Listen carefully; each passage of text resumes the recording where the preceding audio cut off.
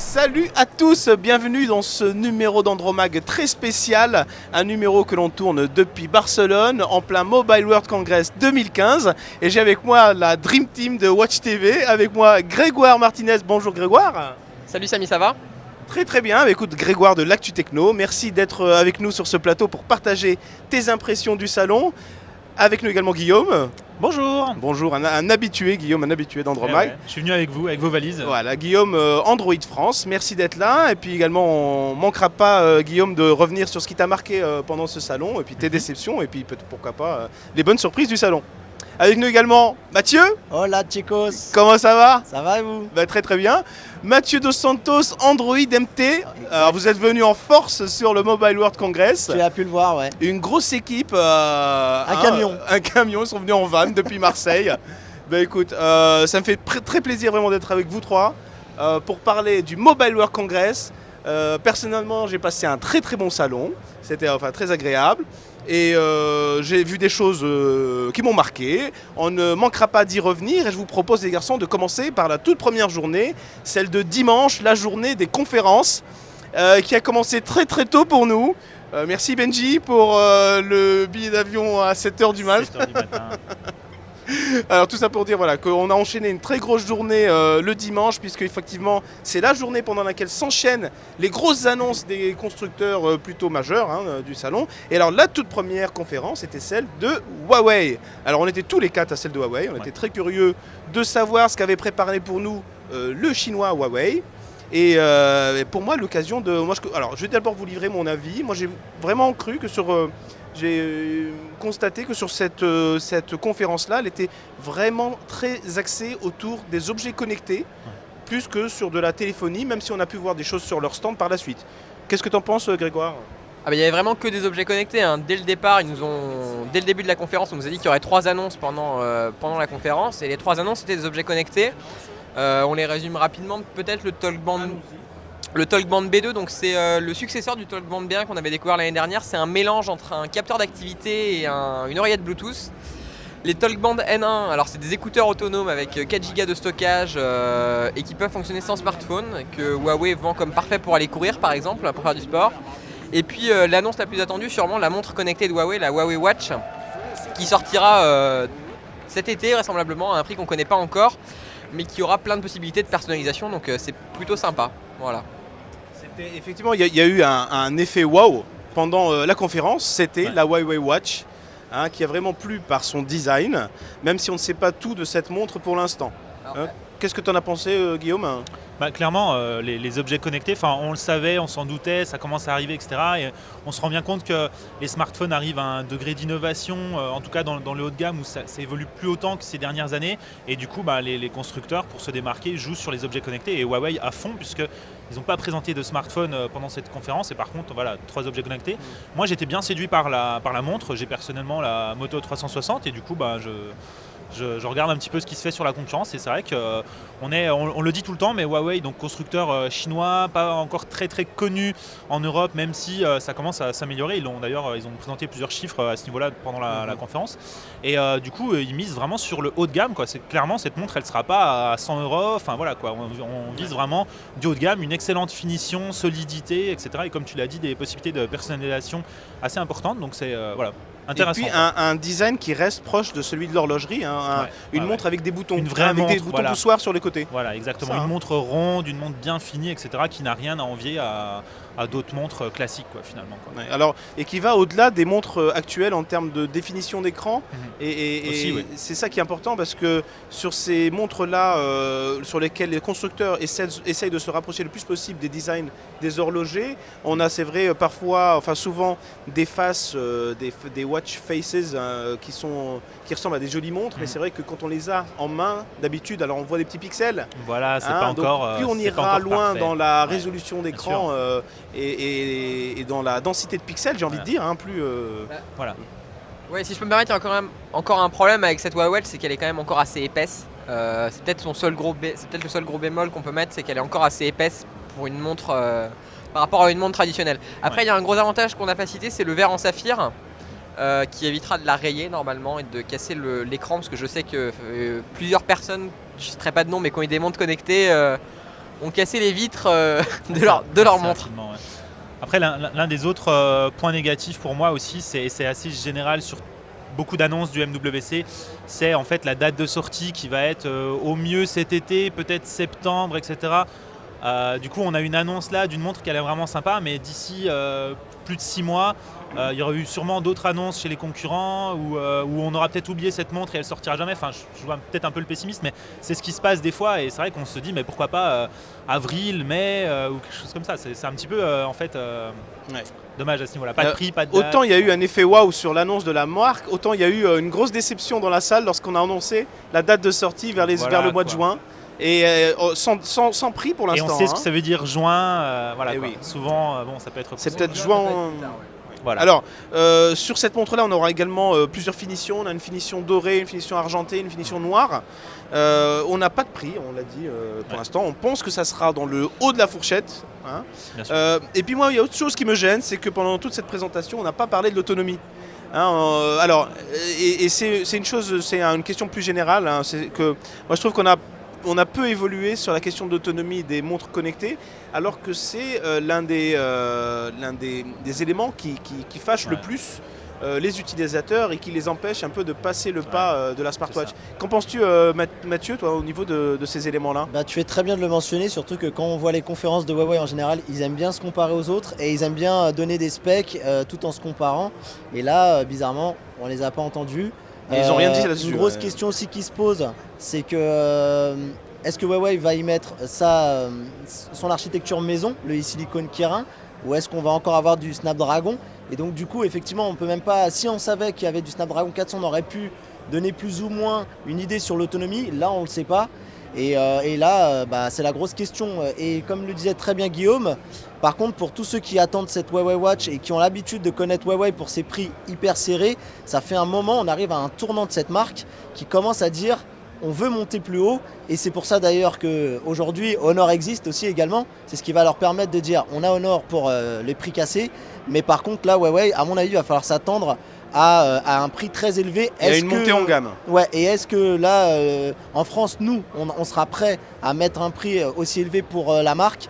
Ça va être tout l'enjeu pour Huawei de savoir communiquer là-dessus en fait. Ouais. Et c'est particulièrement vrai sur le Talkband B2 qui change complètement de finition et qui passe sur un corps entièrement métallique. Oui, alors le Talkband B2, c'est la réflexion qu'on se faisait dans la salle, parce qu'on était pas très loin tous dans la salle pendant la keynote, c'est que il ressemble beaucoup quand même à un produit de chez WeThings, le Pulse O2 qui est le tracker d'activité de WeThings. On a effectivement cette espèce de grande surface plane devant avec un écran. Alors après, on a deux gros avantages, c'est qu'on a un bracelet qui est en cuir. On a un bracelet en cuir et le Talkband B2 a l'air assez bien fini. Donc effectivement, ça ne se destine pas particulièrement aux sportifs. C'est un produit qu'on pourrait presque porter tous les jours. Après, c'est une question d'utilisation plus qu'autre chose, parce que je suis pas sûr qu'en France, l'utilisation de l'oreillette Bluetooth soit très développée. Mais voilà, c'est quand même un beau produit. On a l'impression que cette idée est bonne, mais qu'elle arrive trop tard. Et puis moi je le trouve, c'est pas donné, il est entre 169 et 199 €. Toutes les annonces montrent déjà la fourchette de prix qui augmente. Ouais. Même pour les futurs smartphones, on peut même s'inquiéter. Voilà, donc en fait, en ayant le Talkband B2 à 199 € pour la finition, la montre risque d'être effectivement au moins le double. Hein, ouais. Voilà. Bon, on passe à la conférence suivante, si vous voulez bien, les amis. On va parler de... Alors, est-ce que vous étiez à la conférence LG ? On va faire ça à la bonne franquette. Alors oui. Oui, alors oui, voilà, il y a un petit problème avec la conférence LG. On va dire la vérité. Alors bon, je vais être honnête, la conférence LG, je m'étais pas inscrit parce qu'il y avait au même moment la conférence HTC et que j'avais fait le choix, comme je savais qu'il n'y aurait pas de LG G4 à cette conférence, alors qu'il y a eu un HTC One M9, d'aller chez HTC. Maintenant, la plupart des journalistes français qui se sont inscrits à cette conférence ont été désinscrits le vendredi pour le dimanche, dont Samy, dont plusieurs personnes. LG France a envoyé un mail aux journalistes pour leur dire que voilà, LG Europe jugeait qu'il y avait trop de Français, voilà, je crois qu'on peut le dire. Du coup, c'est pas la première fois. Déjà l'année dernière, il y avait eu assez peu de monde chez LG. Alors bon, ça c'est des problèmes de logistique effectivement. Bon, on a tous été traités à la même échelle à ce niveau-là. Par contre, ce qu'on peut dire sur les conférences LG, c'est qu'effectivement, il n'y a pas eu de grosse surprise par rapport à Encore des ce montres. qu'on attendait, sauf encore au niveau des montres. Hein. Donc on est encore sur ce sujet-là. Et il y a eu donc, on a vu la LG Watch Urban, et puis ce modèle qui sort de nulle part, qui est compatible 4G. Hein, qui a sa propre puce, mais qui se débarrasse de Android Wear. Survenant de LG d'ailleurs, c'est même surprenant parce qu'on sait que LG est un fidèle compagnon de Google, qui l'a un peu remis au goût du jour parce qu'ils étaient en difficulté, et dès qu'ils ont sorti des Nexus, c'est remonté. Et effectivement, là, de voir une montre sans Android Wear, c'était assez étrange. Maintenant, on va voir parce qu'ils ont quand même WebOS, il faut qu'ils en fassent quelque chose. Et je pense que c'est plutôt réussi au niveau de l'interface. Je sais pas ce que tu en as pensé. Au sujet des montres connectées, justement, on a une question de Johan Duriemiz qui demande qui demande sur Twitter, le salon de la téléphonie s'est-il transformé cette année en salon des montres connectées? Qu'est-ce que vous en pensez? On en parlait juste avant avec Huawei, pour eux c'est le cas. Avec LG, pas de nouveaux smartphones haut de gamme. En revanche, voilà, l'accent est mis sur les montres. Donc pour ces deux marques-là, par exemple, oui. Après, si on regarde d'autres constructeurs comme Samsung, par exemple, qui a sorti donc de nouveaux smartphones, on va en parler. Ils ont déjà beaucoup de montres, Samsung. Mais voilà, mais pas encore pas de nouvelles montres pour cette fois. Donc du coup, ça dépend un petit peu des marques. Tout le monde n'a pas la même stratégie, tout le monde n'a pas la même position dominante, etc. Donc alors, voilà. C'est vrai que c'est assez drôle parce que justement chez Samsung, ils ont plein de montres au catalogue. Ils ont la Gear Live, ils ont la Gear S qui est autonome, ils ont le Gear Fit, enfin ils en ont plein. Il n'y en avait pas une seule sur le stand. Il n'y a pas une seule montre connectée sur le stand de Samsung, pas une. En fait, je pense que bizarrement, et Grégoire, tu pourras peut-être confirmer, c'est pas étranger à l'arrivée prochaine de l'Apple Watch. Donc je pense qu'à mon avis, tout le monde veut tirer son épingle du jeu et tout le monde s'empresse de proposer sa montre avant l'arrivée d'Apple qui, malgré tout, malgré les critiques qu'elle subit, fait quand même peur. C'est un constructeur qui fait peur, donc tout le monde s'y met pour arriver un petit peu avant. Et c'est assez drôle parce que hier j'étais chez Arcos, qui l'année dernière est venu au Mobile World Congress en nous disant cette année on va sortir plein de montres, on a toute une gamme assez accessible. Et puis voilà, on est un an plus tard, il n'y a toujours pas une seule montre connectée chez Arcos, donc j'ai posé la question hier chez Arcos. Et on m'a tout simplement répondu que voilà, il n'y a pas de marché aujourd'hui pour les montres connectées. Et c'est vrai que, on voit que plusieurs constructeurs les ont donnés avec leurs smartphones, ces montres connectées avec leurs smartphones haut de gamme. Voilà, donc il n'y a pas de marché encore et ils attendent, ils s'en cachent pas, ils attendent l'arrivée d'Apple qui pourrait ouvrir le marché de manière plus large. Après, on a d'autres constructeurs qui ont aussi un peu cette réflexion d'attendre, comme HTC par exemple. On sait qu'ils travaillent sur une montre, ça a été confirmé un peu à demi-mot, etc. Mais on ne voit rien pour l'instant. Parce que voilà, ils attendent de voir ce qui se passe, que le marché décolle, qu'Apple sorte en effet, démocratise aussi peut-être à sa façon les montres, même si du coup on sera sur des prix quand même assez forts. Je dis démocratise dans le sens donne connaissance au grand public de ce type de produit. Et voilà, donc il y a un peu toutes les stratégies en fait, miser à fond, pas trop, attendre, etc. Pour l'instant, c'est un petit peu Ouais, alors c'est un marché un peu immature finalement, hein, qui est ça marchait jeune, ça marchait jeune. Voilà, et c'est aussi des technologies qui sont jeunes. Et alors il y a peut-être cette attente d'un point de vue commercial en effet. Ouais. Moi je pense qu'il y a aussi une attente d'un point de vue technique pour justement évoluer vers des smartwatches qui auraient une autonomie plus grande. Ouais. Et qui pourrait enfin être adopté parce que c'est peut-être l'un des facteurs qui bloquent les consommateurs dans leur achat. Après, ceci dit, Samy, le problème de l'autonomie, il n'est pas non plus réglé sur les smartphones non plus. Donc, c'est pas un peu mettre la charrue avant les bœufs par rapport aux constructeurs. Il faut qu'ils fassent attention à ça parce qu'ils sont déjà très attendus sur les autonomies des smartphones. Ouais, tout à fait. Bon, on va passer à la conférence suivante. Donc, tu en as parlé, Guillaume, HTC. La conférence HTC. Alors, moi, personnellement, j'attendais une smartwatch. Et je pense qu'elle aurait été superbe. J'en ai rêvé de la smartwatch HTC. On connaît le degré de finition de leur produit. Elle n'a pas été là. Et puis finalement, sur cette conférence, on n'a pas eu beaucoup de surprises. Hein. On a eu des confirmations. Ah si, on a quand même, on a quand même eu le casque de réalité virtuelle. Bon alors effectivement, on a le One M9 qui est le successeur du One M8 mis à jour. Il n'y a pas de changement en termes de design. On reste sur quelque chose d'assez proche. Si ce n'est peut-être le capteur photo arrière qui abandonne la technologie ultra pixel d'HTC pour un capteur de 20 mégapixels. Maintenant il y a quand même eu un bracelet qui s'appelle le RAW Sport je crois et qui est donc un tracker d'activité avec pas mal de fonctionnalités mais qui a priori n'arrivera pas en France tout de suite. Et puis il y a aussi le casque de réalité virtuelle fait en partenariat avec Valve et qui lui a priori n'arrivera pas du tout en France malheureusement. Dommage parce qu'il est impressionnant quoi. Oui c'est ça, qui fonctionne assez bien pour l'avoir essayé. Donc voilà, mais c'était 2 grosses annonces qu'on attendait quand même pas trop. On attendait vraiment, enfin moi j'en attendais que le téléphone de la conférence en fait. Ouais. Et ben du coup on passe à la suite. Samsung, Voilà. Là, il y avait un Samsung, là Voilà. effectivement. Là ils étaient attendus. Ils étaient attendus. La La salle était pleine à craquer. Ouais. Alors, Alors, comme et d'habitude chez Samsung, immense salle, palais des des effets, on va un petit peu alors. des effets sonores. Bien sûr, lumineux, on voit des images de la extraordinaires. conférence, mais pour donner une idée à nos spectateurs de la taille de la salle, par rapport, moi ce qui m'a vraiment impressionné, c'est que je suis arrivé le dimanche matin à la conférence Huawei en sachant que j'étais face peut-être au 3e constructeur mondial de smartphones.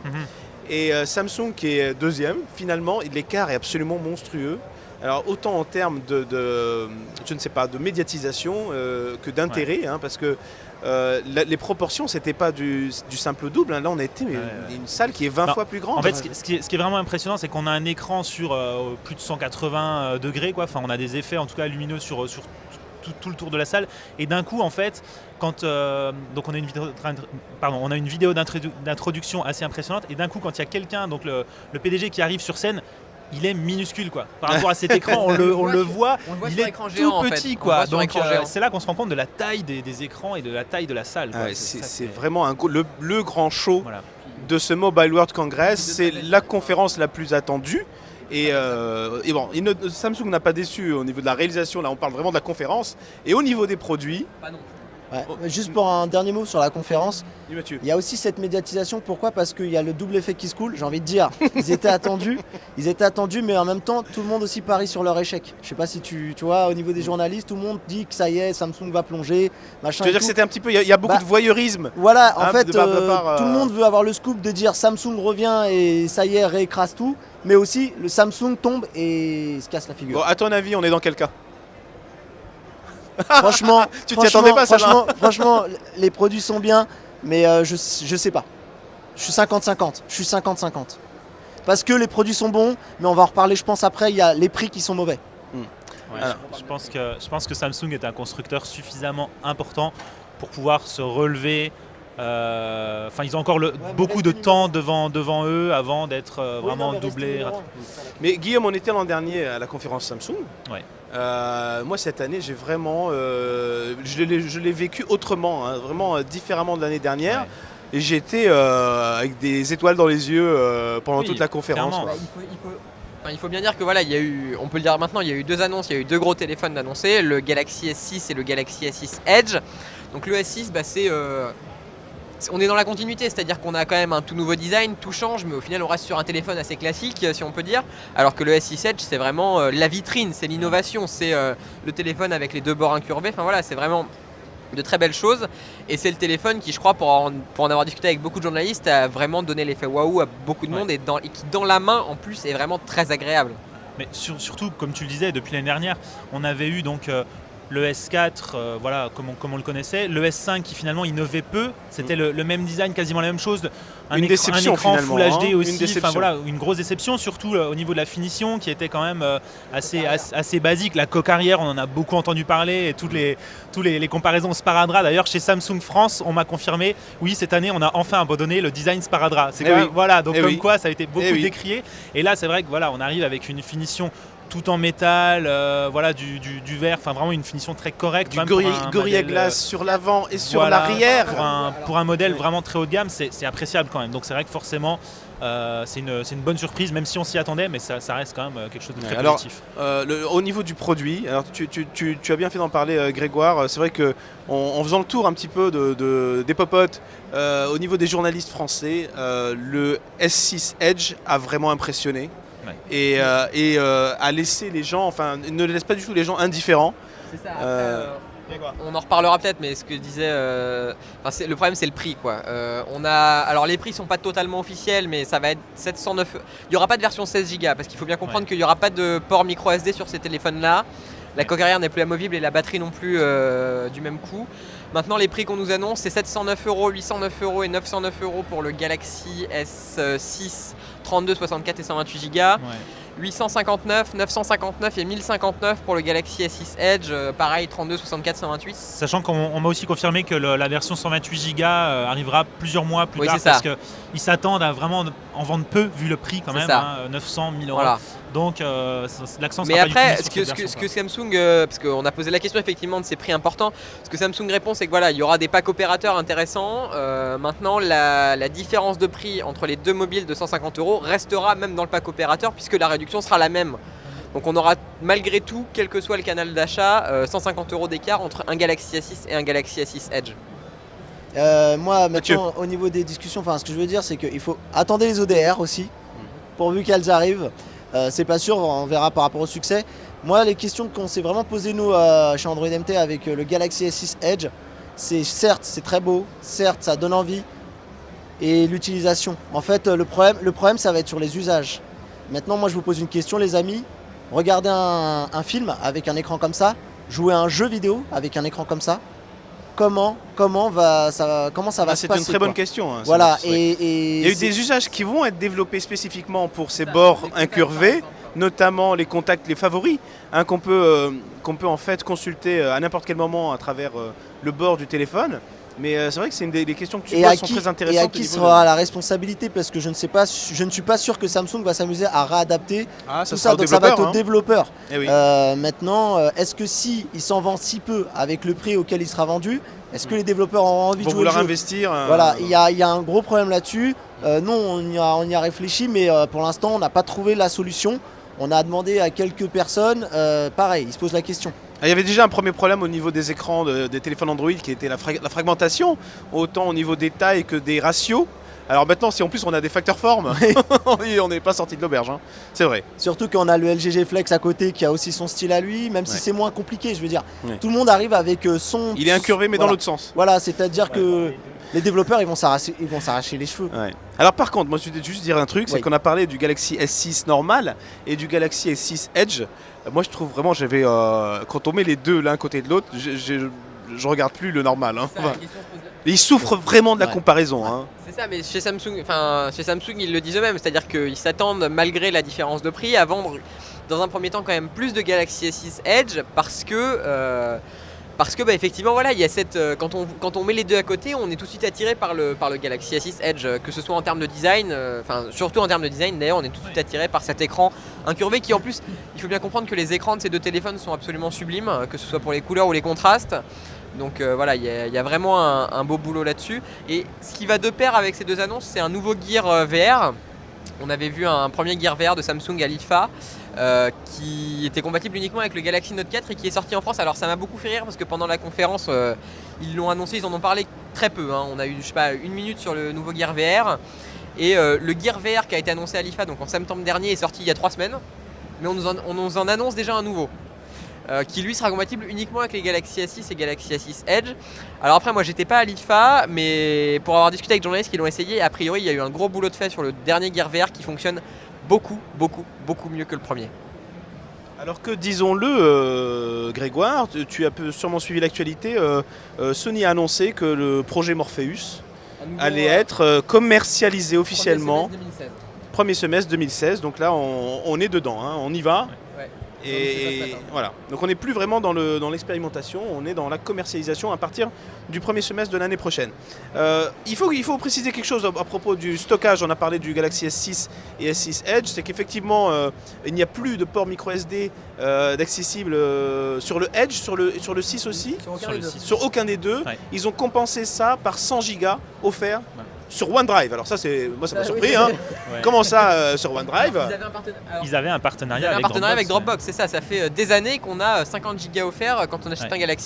un Galaxy. Pour la première fois, quand on l'initialise pour la première fois, on nous propose d'offrir 50 Go de stockage sur Dropbox. Et là, étonnamment, effectivement, on passe sur 100 Go de cloud Microsoft. Alors voilà, la question se pose. Nouveau partenariat, voilà.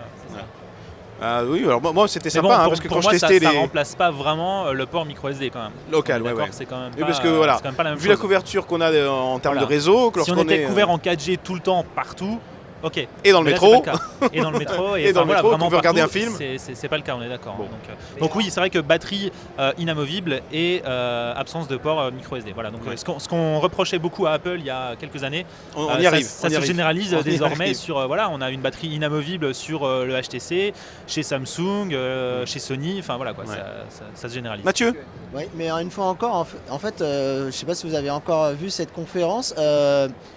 Android est encore absent dans les mots, dans la bouche de Samsung. Hein. Ouais, il y a un oui. vrai problème. Alors c'est La bizarre. réconciliation n'est pas totale. Voilà, hein. c'est bizarre parce qu'ils misent tout sur Android avec les Galaxy. Tizen, c'est pas encore pour tout de suite, est-ce qu'on a cru comprendre. C'est pas prêt, ce serait pour des marchés émergents. Bref, et mine de rien, avec Google, ils n'arrivent pas à. Oui, mais alors dans le même C'est temps, compliqué. ils ont vraiment allégé TouchWiz et on est sur une interface qui est beaucoup plus légère et beaucoup plus proche peut-être d'Android que ne l'était le Galaxy S5, surtout le S5 et puis Moi, enfin, si le S4 ou le S5. Si tu me permets de passer un message à Samsung, encore un petit effort sur les icônes. Parce que je sais pas si vous avez regardé, mais l'icône téléphone, elle n'a pas changé depuis le S2 ou. si Par c'est contre, pas on a le du S1. lollipop. On a du lollipop en termes d'interface. Enfin, on reconnaît les Oui, oui. couleurs, on reconnaît le. Mais les icônes, il y a quelque chose à faire là. Ça fait quand même des années. Il y a que ça encore un peu de bouge boulot pas. Ouais, c'est un peu dur. Bon, bah, très bien. Alors, je vous propose de passer au lundi matin. Lundi matin pour les malheureux qui se sont réveillés sur ce stand même. D'ailleurs, on remercie Microsoft de nous d'héberger ce plateau. On a eu droit à la conférence de Microsoft Lumia. Voilà, c'est ça. On ne dit plus Nokia. Voilà, c'était la première. C'est fini. Adieu Nokia. Grégoire, qu'en as-tu pensé? Bah, effectivement, c'est la première conférence au nom de Microsoft ici à Barcelone, parce que l'année dernière c'était encore Nokia. Deux gros. Alors, c'est assez marrant parce que du coup, cette conférence, elle a été faite par Stéphane Elop, qui est l'ancien patron de Nokia et qui est maintenant responsable de toute la division matérielle, donc c'est-à-dire Surface, Xbox et Windows Phone, enfin et Lumia chez Microsoft. Du coup, il n'a pas été question uniquement de Lumia, on a aussi parlé un peu de Windows Phone 10 qui s'appellera uniquement Windows 10 et de HoloLens qui est leur projet de réalité augmentée qui est assez alléchant. Mais en termes de Lumia, deux annonces, les Lumia 640 et 640 XL. Alors le 640 c'est un 5 pouces de mémoire, 5 pouces Windows Phone 8.1 qui sera mis à jour sous Windows 10 quand ça sortira. Très coloré, il sera disponible en bleu, en orange, en blanc et en noir je crois. Avec des bonnes caractéristiques en termes de photos notamment. Et puis le Lumia 640 XL, 5,5 pouces, 5,7, tous les deux sont 4G, hein, tous les deux sont 4G, il faut le préciser. Il y a des versions de 3G mais qui ne seront pas commercialisées en France. Et sur les prix de mémoire, on est sur 189 et 249 €, je crois. Alors pour les 640 tout court, effectivement les prix qui ont été annoncés étaient hors taxe. Ouais, On a dû reconvertir derrière. Le 640 sera à 199 en France. Le 640 XL sera à 249 en France. Et ce qu'il faut dire, et c'est moi je trouve l'offre vraiment alléchante, c'est que pour tout acheteur d'un 640, d'un Lumia 640, alors en plus en ayant eu le téléphone entre les mains, je ne suis pas un spécialiste Windows, je ne suis pas un spécialiste Windows Phone, mais c'est vraiment, enfin il a un très joli écran, hein, voilà. Et il y a eu des nouveautés qui sont assez intéressantes au niveau de l'interface et de Windows 10 qui sera multiplateforme, hein, rappelons-le. Notamment, on a une jolie intégration, moi j'ai noté, de Office dans Outlook, d'une part, et également de Skype dans la messagerie du téléphone. Ouais. Et moi je trouve vraiment qu'on a l'impression que Microsoft... Oui, c'est ça, on développe des synergies, j'ai l'impression qu'on se rapproche de ce que fait Google. Exactement, c'est ce que j'allais dire. Moi exactement. quand j'ai vu C'est ça, enfin, je me suis dit, eh ben, en fait voilà, ils font du drive Ils dans développent le Gmail. Voilà. Ils font Enfin, du- on a, comme tu le dis, un vrai écosystème. Ils profitent de leur Skype, de leur Office 365, tout ça pour donner vraiment une valeur ajoutée à ces smartphones, comme le fait Google finalement avec Android, parce qu'Android, si on enlève Gmail, Google Now, enfin toutes les fonctions Drive, etc., on perd quand même une grosse valeur ajoutée. Maps, J'ai etc. Maps. Oui, Voilà, on perd une grosse valeur ajoutée du système d'exploitation. Et là, enfin, Microsoft, enfin, ils le font depuis un moment, mais ça commence vraiment à Mais oui, s'améliorer. enfin, comme tu dis Guillaume, parce que moi je pense que si Microsoft avait fait ça dès le début, c'est-à-dire de sûr. proposer un OS proche de ce qu'on connaît sur Bien le sûr. PC, sur les téléphones, ils auraient tué le game dès le départ. Non, je mais pense. c'est difficile. Clairement.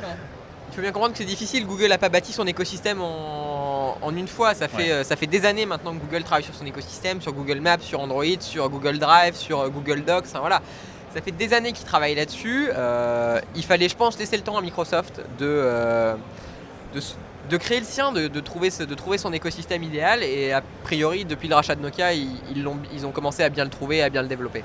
Et c'est aussi l'avantage d'avoir une société si importante que Microsoft qui a des revenus de plusieurs divisions différentes, c'est qu'ils ont les reins assez solides pour pouvoir continuer malgré des ventes de Windows Phone qui n'ont jamais vraiment décollé. Je pense qu'on est quand même en deçà de ce qu'ils avaient prévu à la base, même plusieurs années après.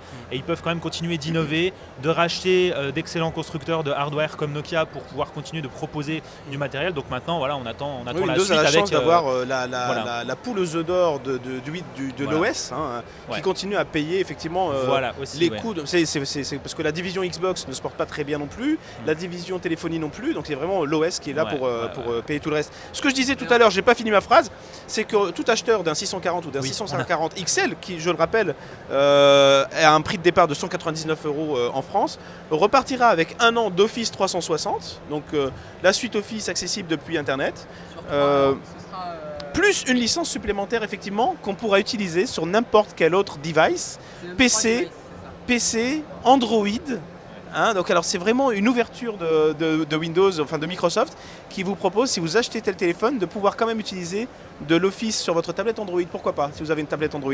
C'est une ouverture qui est assez surprenante. On aura également 1 TB de cloud, enfin d'espace disponible sur OneDrive. Et enfin, 60 minutes par mois d'usage Skype Premium. On peut appeler avec son Skype des téléphones, des personnes sur leur véritable téléphone, pendant 60 minutes par mois. Et moi, je commence à trouver ça vraiment très alléchant. En termes de... Alors, moi, je dis, le jour où il y aura toutes les applications qu'on veut sur le Windows Store, on sera très malin. L'annonce qu'on a eue aussi, c'est que quand même on aura un nouveau haut de gamme Microsoft Lumia dans l'année, juste après vraisemblablement la disponibilité de Windows 10 pour les téléphones. C'était l'annonce de Stéphane Elop sur scène, donc il faut attendre un nouveau haut de gamme, a priori soit en juin, soit à la rentrée en septembre. Voilà, c'est pour moi aussi une des deux petites déceptions des annonces de Microsoft de ce MWC, c'est l'absence de très haut de gamme. Pour moi, je me disais quand même, bon, est-ce qu'on va avoir un successeur du 920 Un successeur du 920, du 930, pardon. Ouais. Et c'est aussi, bon, on pouvait s'en douter depuis le rachat de Nokia par Microsoft, mais c'est aussi qu'est devenu le Nokia X. Est-ce que vous vous souvenez du Nokia X, cette adaptation et le Nokia XL? Voilà, oui, la gamme XXL, cette adaptation d'Android à la sauce Windows, c'était assez étrange niveau interface, niveau compatibilité des applications, on n'était pas vraiment sûr, etc. Et c'était un petit début sympa parce que tout le monde attendait depuis assez longtemps quand même Nokia sur Android. On attendait il y a quelques années qu'ils se lancent et qu'ils fassent des smartphones sur Android. Et du coup, tout ça maintenant c'est terminé, c'est 100% Windows Phone. Oui, c'est ça, c'est terminé. C'est-à-dire que la gamme Nokia XL a été remplacée par les Lumia 432 et 535 qui ont exactement le même design que les Nokia XL qu'on avait eu et qui sont disponibles à partir de 79 ou 89 € en France. Donc effectivement plus d'Android. Maintenant Nokia, et là pour le coup Nokia et pas Microsoft, fait bien de l'Android avec l'annonce d'une tablette, c'était en décembre. La Nokia N1 tablette, un espèce de clone de l'iPad mini, mais sous Android, et signé Nokia, donc ce qu'il reste de Nokia, parce qu'il a été racheté par Microsoft. Non, mais c'est pour ça que Nokia, avec une bannière Android, c'est pas fini. Ça pourrait revenir, mais sous une autre forme, assez loin de ce qu'on a vu avec le Nokia X. On va préciser pour nos spectateurs, attention, donc effectivement, ce qui a été racheté par Microsoft, c'est la division mobile, c'est les téléphones Lumia. Mais la marque Nokia subsiste, elle reste en Finlande et ils vendent une licence en fait. Ils vendent une licence d'utilisation. D'ailleurs, les tablettes Nokia N1, dont on a déjà parlé dans Andromag, ne sont pas du tout fabriquées en Finlande. Enfin, c'est une licence qui a été rachetée par une société chinoise. Même s'il faut savoir que cette licence, elle peut être exploitée, mais que Nokia jette un œil derrière sur ce qui est fait et ne validera pas tout et n'importe quoi. Très bien. Alors, je vous propose de passer à la suite, parce que j'ai beaucoup de choses à vous faire dire aujourd'hui pour faire le bilan de ce Mobile World Congress 2015 à Barcelone. Le prochain point, moi je voulais qu'on se concentre effectivement sur les smartwatches. On a commencé à en parler un petit peu tout à l'heure. On a parlé de la LG G-Watch Urban. C'est pas la G-Watch, c'est la LG Urban, de mémoire. La LG Urban. Bon, à vérifier. Watch Urban. Il n'y a pas de G par contre. Il n'y a pas de G. C'est la Watch Urban et sa déclinaison 4G, donc voilà, on en a déjà parlé. J'ai vu qu'il y avait aussi une montre chez Wiko, vous l'aviez vu? Oui, la Wiko Watch. Qu'est-ce que tu en as pensé Eh ben, la Wiko Watch, c'est une montre connectée qui ressemble plus à ce que j'ai au poignet, c'est-à-dire à la WeThings Activité sur le principe en tout cas, parce que le design c'est pas tout à fait ça. C'est-à-dire qu'on n'a pas d'écran tactile, c'est une montre traditionnelle avec des aiguilles, mais qui intègre un capteur d'activité et qui pourra a priori vibrer quand on reçoit une notification. Donc bon, c'est pas hyper design, c'est tout en plastique. Maintenant, a priori, ça sera disponible à 49 €, donc bon, c'est pas, c'est pas exorbitant, c'est pas délirant. Reste à savoir si c'est vraiment ce qu'on va avoir au poignet, quoi. Moi, ce que j'en ai vu, c'est que c'est certes peut-être pas encore super quali, mais on connaît Wiko, hein, on sait qu'ils veulent être agressifs dans le prix. C'est plutôt assez sobre quand même, mine de rien. Oui, ça oui. Ce qu'on a vu, c'est un prototype, hein, nous on l'a eu en main. Il y a une vidéo disponible d'ailleurs aussi sur notre chaîne. Et du coup, je pense qu'ils sont en train de regarder ce que fait justement WeThings, qui a sorti la Pop Activité. Ouais. Et du coup, je pense que c'est au niveau du prix où ils vont essayer de se batailler pour se positionner un peu moins. Donc on m'a dit, hein, au niveau du prix, on sera autour de 139 €. Je n'ai plus la date de sortie en tête, mais c'est dans pas trop longtemps. Pour la Wiko, 139 pour la Wiko €. Watch, ouais. Ah ouais, C'est à peu près le prix, c'est pas encore définitif, hein, mais c'est ce que Wiko nous a murmuré. C'est le même prix qu'Activité Pop. Voilà, et Donc, du c'est un coup, peu compliqué là. Voilà, non mais en fait c'est pour ça que voilà. Alors ouais, j'ai vu pas mal de commentaires qui annonçaient une montre à 100 €. On est plus au-delà des 130 €. Après, il y aura peut-être encore une variable d'ajustement par rapport à WeThings, Ouais, justement. parce que là, on est trop cher par rapport à WeThings, je pense. Ouais, après, jusqu'où ils vont pouvoir descendre le prix, tirer le prix. Voilà. Après, il y a d'autres possibilités, hein. J'ai vu, il y a au niveau donc tracker d'activité de pas. Wiko était très heureux de me dire qu'elle gérait aussi la nage pour ceux qui font de la natation. Et qu'ils étaient d'ailleurs assez fiers que c'était une fonctionnalité qu'ils mettaient en avant par rapport aux autres, qu'ils n'avaient pas encore sur ce type de montre, bien sûr. Et sinon, bah oui, elle fera tout ce que fait traditionnellement. Elle vibre pour vous réveiller, pour vous prévenir. Elle a des diodes pour vous donner l'état de votre activité journalier, tout ça. Ça reste dans le traditionnel. Ouais. Et alors chez Wiko, toujours, il y a deux téléphones aussi. Le Highway Pure 4G et le Star 4G. Alors, le Star 4G, a priori, c'est leur nouveau haut de gamme. Hein. C'est leur nouveau haut de gamme. Il est plutôt sympa. Alors moi, j'ai quand même une question. C'est que l'année dernière, on avait vu sous cloche un prototype qui s'appelait le Wiko Amazing, je crois, qui n'est jamais sorti. Jamais, on l'a jamais vu, il était tout en métal, octocore, et puis alors là cette année il est carrément plus sur le stand du tout.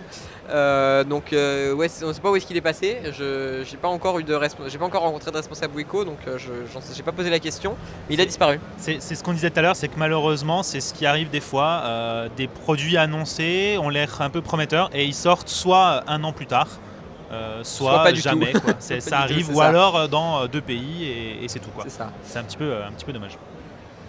Alors moi je me souviens du Amazing, il était superbe.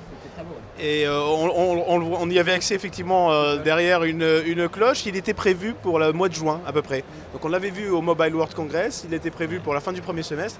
Et c'est vrai qu'il n'est jamais sorti. Voilà. Mais par contre depuis la gamme Wiko a beaucoup évolué. Avec effectivement le Rainbow qui est passé en 4G dans le courant de l'année dernière.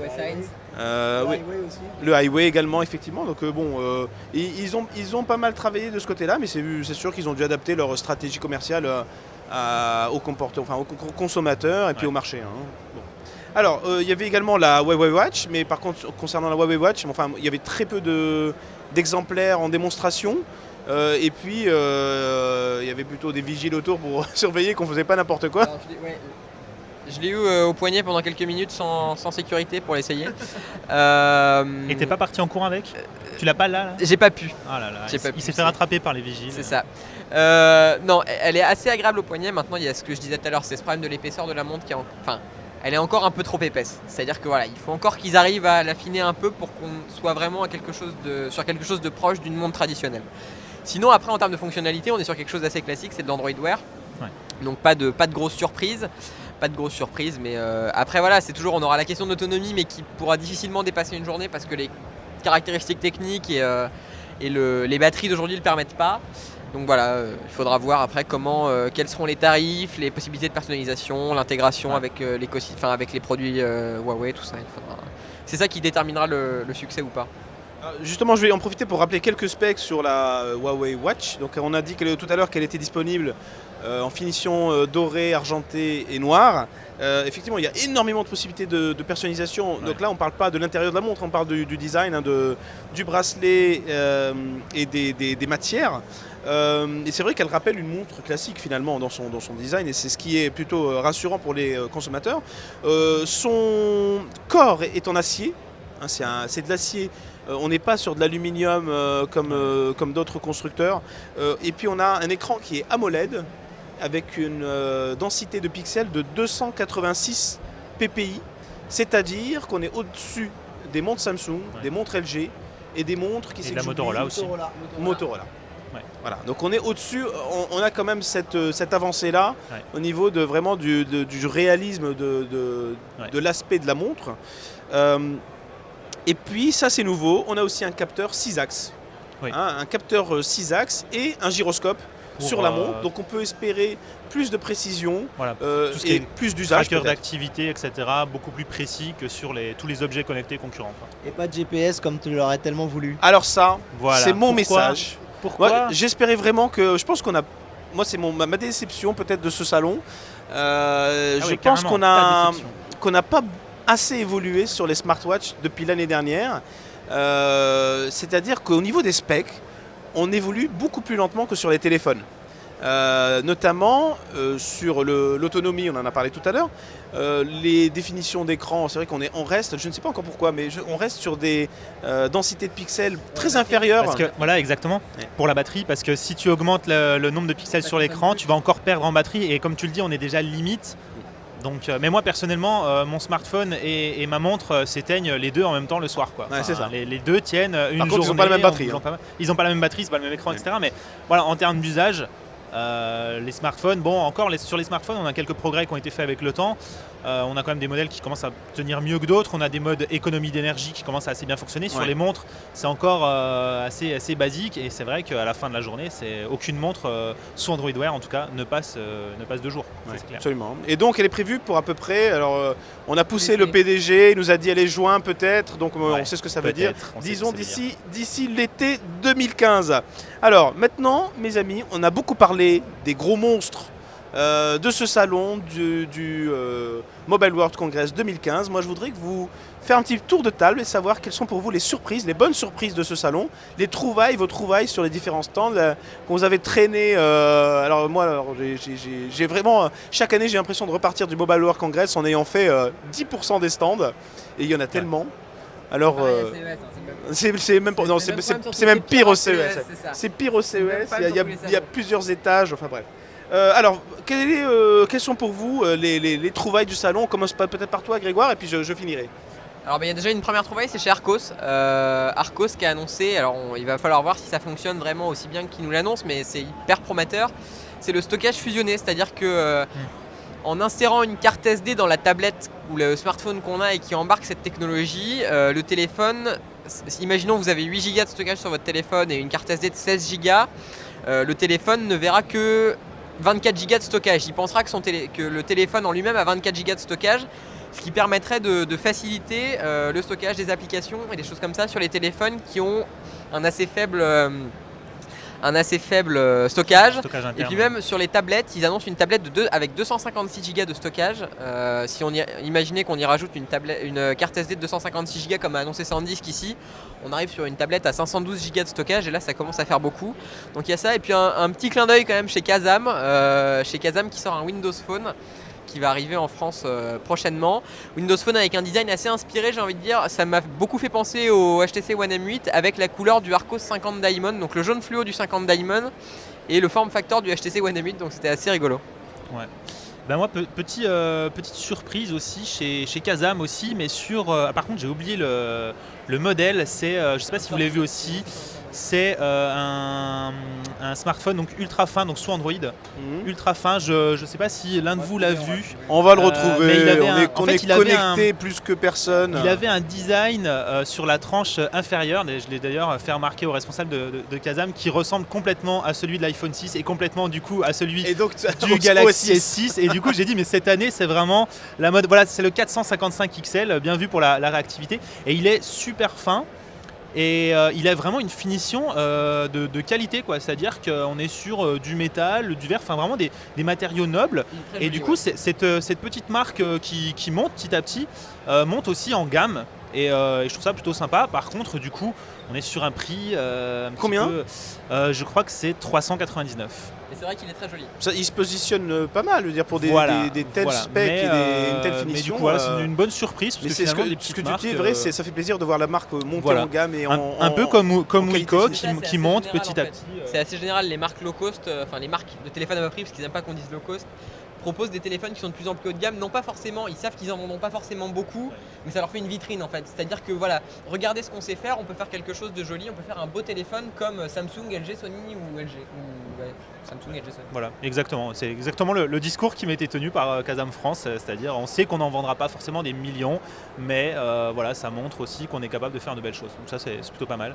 Et sinon, je reste quand même sur les gros constructeurs, mais le casque de HTC, de réalité augmentée de HTC, est vraiment. Qu'est-ce qu'il a de plus qu'un autre casque qu'on aura pu tester c'est faut le vivre, faut le mettre pour voir. Quoi. Je sais pas, je saurais pas Ça va être difficile de vous montrer ça à l'écran. Ça va être difficile de le montrer. Faut le vivre. Faut le vivre. Alors, quant à toi, Mathieu, Moi, quant à moi, je vais d'abord remercier Grégoire de m'avoir piqué mon idée aussi pour Arcos. mais moi aussi, Non, m'a j'ai eu piqué. le même ticket aussi chez Arcos pour l'histoire du C'est stockage intéressant ce que tu dis unifié, parce que moi aussi, c'est dans mes bonnes surprises du salon. Ouais. C'est vraiment, Vu les problèmes qu'on connaît et qu'on a tous vécu sur des smartphones bas de gamme, entrée de gamme, Même milieu de gamme. Non, mais même... entrée de gamme, que ce soit ceux de Arcos ou autres, on se retrouve très vite à ne plus pouvoir installer d'application dessus. Ça résout un problème absolument énorme et du coup ça va ramener des gens, si ça marche vraiment. Et surtout que Arcos t'explique que quand même tu unifies ton stockage, mais que tu peux faire l'inverse. Oui. Le jour où tu dois, un tu jour- dois récupérer ta carte Voilà. SD, Un jour ou l'inverse l'autre, est il faut possible. enlever sa carte SD. Et hein. ça, c'est fort parce que ça va impliquer pas mal de choses au niveau système, quoi. Ouais. Ils sont vraiment sur la couche basse d'Android là. Absolument, un gros- parce qu'ils un ont gros dû, boulot on leur a qui a été demandé, ils nous ont dit qu'ils ont dû coder vraiment très bas dans le kernel de l'OS pour faire croire à Android que la carte SD est en fait c'est du stockage interne. Mais il y a un point d'interrogation sur les vitesses d'accès. Parce que si Google a autorisé certaines applications à être installées sur la carte SD ou sur le stockage interne, c'est pour une raison donnée, et notamment en termes de... C'est chaque développeur qui décide si ça peut Ouais. se faire, c'est ça. Oui, je disais que Mais Google pour ses propres mais applications. Google a souvent défendu l'option contraire, de dire de ne pas mettre d'appli sur la. Et pendant de ne longtemps. pas mettre de carte SD tout Ouais. court sur Alors- les Nexus. C'est d'ailleurs dans les guidelines depuis, je crois, 2 ans maintenant.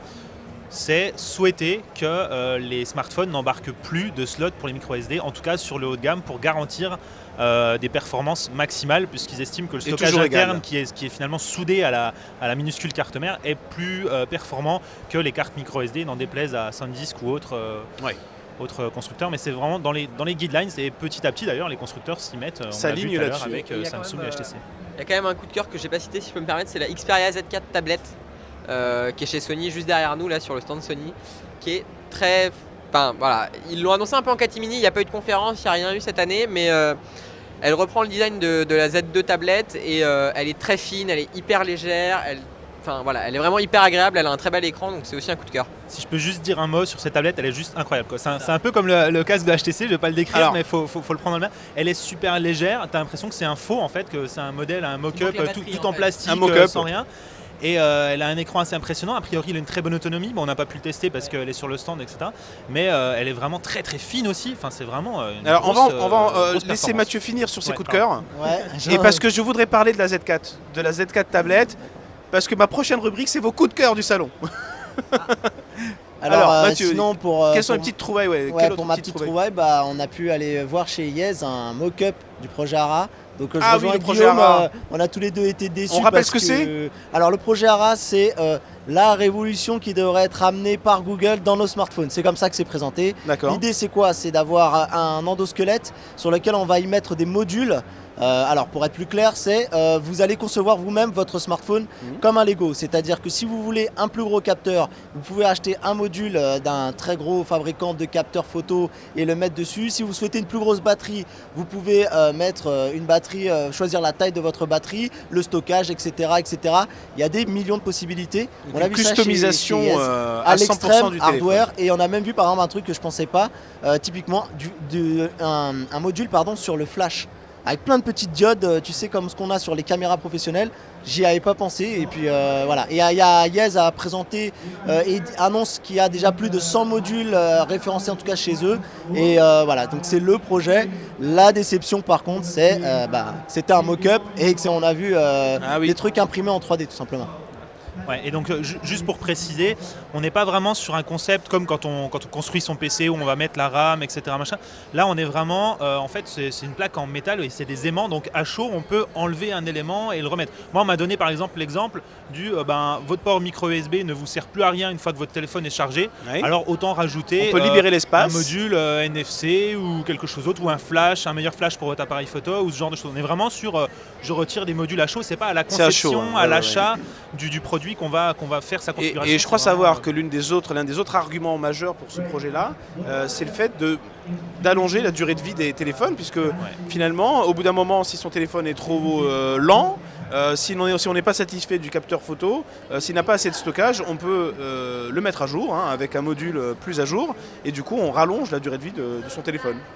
Et c'est un projet, je pense qu'on entendra bientôt parler parce que les échéances arrivent. On parle de été 2015 pour un pilote sur Porto Rico. Alors pourquoi Porto Rico? Parce que sûrement géographiquement ils sont proches. Yes nous parle d'un taux de pénétration au niveau de la connectivité des gens, des smartphones, qu'ils ont un appétit très très grand à Porto Rico. Voilà, à Porto Rico. Et ben voilà, on le saura. Voilà, et ils sont pas très très loin de Google. Et je pense que du coup sur Watch TV on en reparlera très bientôt parce que les échéances arrivent et il va falloir avoir du concret très vite parce que pour l'instant c'est encore assez mystérieux. Je trouve ça très rapide quand même, été 2015 alors qu'on est né... Moi on m'a plutôt dit fin 2015, mais bon après voilà. Pourtant on a la même source. Et ben on en reparle dans le courant de l'année en tout cas. Et sinon donc juste pour préciser, donc c'est bien Google qui fait le squelette, qui conçoit le squelette, donc la plaque en métal finalement de base. Et ensuite Google donne des licences finalement à différents constructeurs. Donc peut-être que Samsung, Sony, HTC ou n'importe qui travaillent aussi sur leurs propres modules. Mais là donc du coup leurs c'était propres accessoires qui présentaient leurs modules. Mais voilà, donc la plaque est conçue par Google et elle est encore en cours d'évolution. Donc d'un côté il y a les constructeurs qui travaillent donc sur les modules, mais on a aussi donc Google qui lui travaille encore sur le squelette qui n'est pas encore définitif. D'accord. Voilà. Okay. Bon alors je vais finir le tour de table. Alors moi j'avais également vraiment une surprise en découvrant la technologie stockage, fusion stockage de Archos. D'ailleurs je ne sais pas comment ça se passe, est-ce que c'est quelque chose qui est breveté et qui n'est donc utilisable que sur les téléphones Archos ou pas? J'ai eu la réponse, en fait ils m'ont dit que sur des applications de type logiciel comme ça, tu peux pas breveter en fait. Ils n'ont pas la possibilité de protéger. C'est plutôt une bonne nouvelle pour nous. Donc ça, c'est virtuellement quelque chose qu'on pourrait retrouver un petit peu partout. Encore faut-il que le constructeur en question veuille toucher au code source de Google d'une façon aussi profonde. Ça me paraît un peu trop beau en fait qu'un constructeur dise hey, on a travaillé, on a passé du temps là-dessus. On a amélioré Android. On a mis au point ça. On n'a pas mis de licence dessus, tout le monde peut le prendre, c'est un peu étrange. Enfin, je veux dire, Archos c'est pas non plus une très très grande société, et j'imagine que quand ils utilisent de la R&D, du temps, des ressources pour ce genre de choses, ils espèrent le commercialiser. Enfin, en tout cas, mais bon, pourquoi pas. En fait, apparemment, c'est juste qu'il y a pas, ça n'existe pas ce type de brevet pour ce type d'usage. D'accord. Ce type de technique de fabrication, de développement, pardon. Ma deuxième, Après, oui.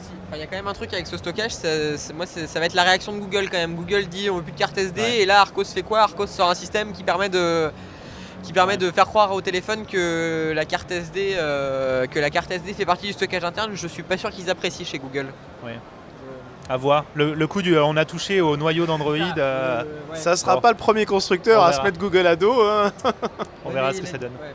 Bon, ma deuxième innovation, trouvaille du salon, ça a été chez Lenovo. Lenovo qui n'a pas annoncé grand chose, mais qui avait un rétroprojecteur assez rigolo. Je ne sais pas si vous l'avez vu. Un rétroprojecteur qui s'appelle le Lenovo Pocket Projector, et pour cause, en fait, il a une taille très réduite. Il tient dans la poche.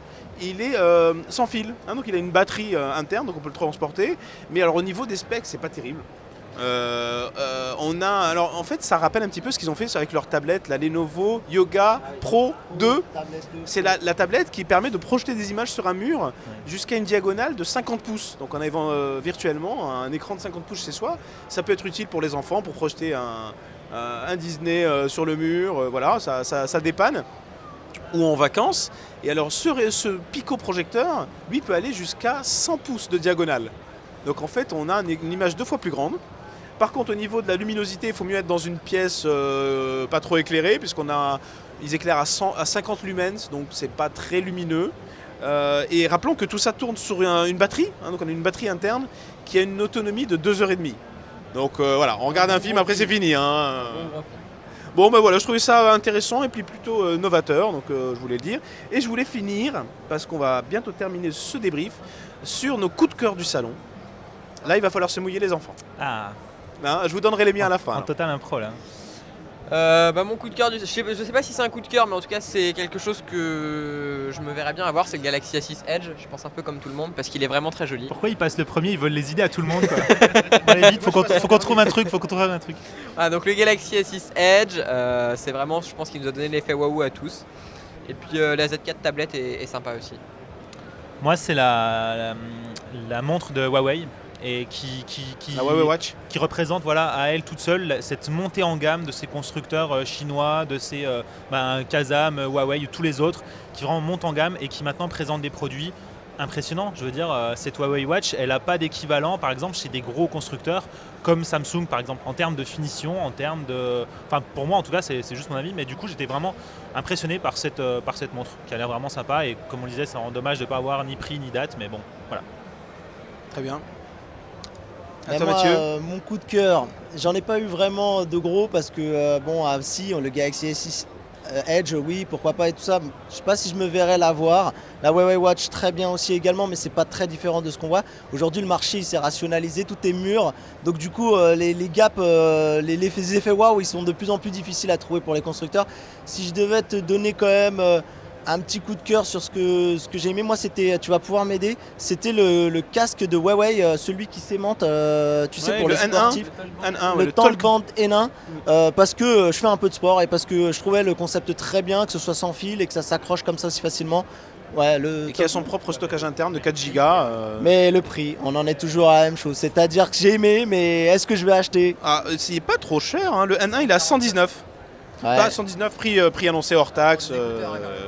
Pour des écouteurs avec un stockage interne. Voilà, on n'est pas sur un gros casque avec des grosses enceintes. Mais qui nécessite tout de même d'avoir un smartphone pas trop loin. Hein. Donc on n'est pas sur des écouteurs autonomes.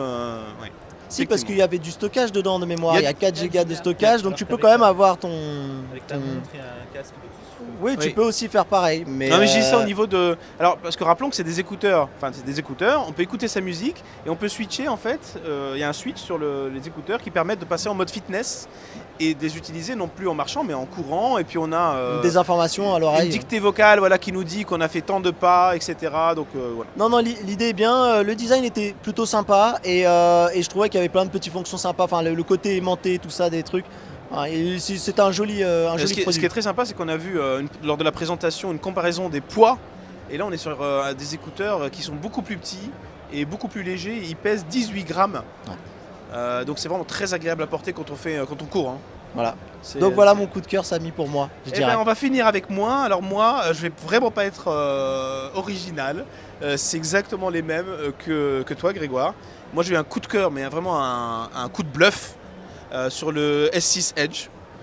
Pour tout vous dire, j'ai même pas regardé le S6 normal parce que je trouve vraiment qu'il lui vole la vedette. Hein. Et donc, écoutez, chez vous, quand vous en aurez l'occasion, allez-y, allez le toucher, allez le voir fonctionner. Il est impressionnant à avoir en main. Et rappelons que, alors il y a cette courbure qui est un petit peu spéciale, mais il y a aussi la qualité de l'écran et sa luminosité, les contrastes. On a vraiment l'impression d'être devant en tout cas, un terminal exceptionnel. Hein, n'ayons pas peur du mot. Par contre, le dos est un aimant à empreinte de doigts. Ouais, mais alors les deux. C'est exactement comme le Xperia Z, c'est-à-dire que tous ces téléphones avec des dos en verre, à chaque fois, ça prend les empreintes digitales comme c'est pas permis. qu'à chaque fois on passe son temps à nettoyer le téléphone quoi. Donc, et surtout, moi, ce que j'ai envie de dire, si tu as eu un coup de cœur pour ça, vous pouvez commencer à économiser. Mon deuxième coup de cœur du salon, et pas donné non plus, et c'est la tablette, la Xperia Z4 tablette, qui est absolument exceptionnelle. Incroyable. Alors, donc je l'ai eu en main, on a pu l'admirer. Elle est bluffante au niveau de l'écran, au niveau de la finesse et du poids. Et elle conserve en plus ses capacités étanches, malgré le fait qu'on n'a plus ces boutons, enfin en tout cas ces caches sur tous les prises. Hein. Et puis on a également, au niveau de la productivité, ils ont rajouté un clavier. Ils ont rajouté dessus un clavier qui est parfaitement intégré avec un touchpad qui permet en fait d'utiliser une souris sur l'écran et virtuellement taper dans Word, dans Excel. Ça fait un peu penser à Surface en fait. Ça fait un peu penser à Surface, d'autant que le prix du clavier est à peu près aussi élevé que le clavier de la Surface puisque ce sera 100 € le clavier quand même. Hein, donc, la tablette aussi est un petit peu chère, du coup on n'a pas donné le prix, je crois que c'est 459, c'est ça? Voilà, on est à peu près dans les 500 € pour la version... 550, ah oui, c'est du 32 directement. 559, c'est ça. Ouais. À partir de 550 et en bundle avec le clavier, ils iront jusqu'en 750, c'est ça? Ouais. 750 en bundle avec le clavier. Pour le modèle avec le plus de stockage. Voilà, Ouais. c'est ça. Et bien voilà un petit peu ce qu'on pouvait vous proposer comme bilan du Mobile World Congress 2015. Personnellement, j'ai vécu une très bonne année, une très bonne. En tout cas, j'ai vu des choses très intéressantes. C'était un bon cru pour moi. J'en espère toujours plus. Et ben oui, on est très exigeant. Hein, On a en veut toujours des plus. déceptions, même si c'est une très bonne année, on a toujours des petites choses qui. Merci de nous avoir suivis pendant ce salon. Merci à vous trois d'avoir été là pour faire ce débrief. Merci pour votre temps. On va ranger le matériel, faire les valises et puis nous envoler pour Paris ce soir en vous donnant rendez-vous très bientôt sur Watch TV pour un prochain Andromag. A bientôt. Bientôt.